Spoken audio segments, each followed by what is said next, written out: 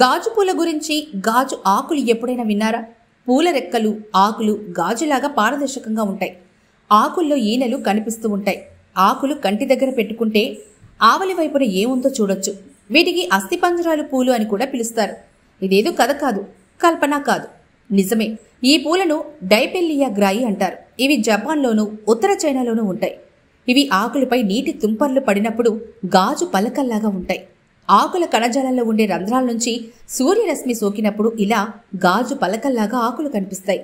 అలా కాక పొడిగా ఉన్నప్పుడు మాత్రం తెల్లగా మెరుస్తూ ఉంటాయి.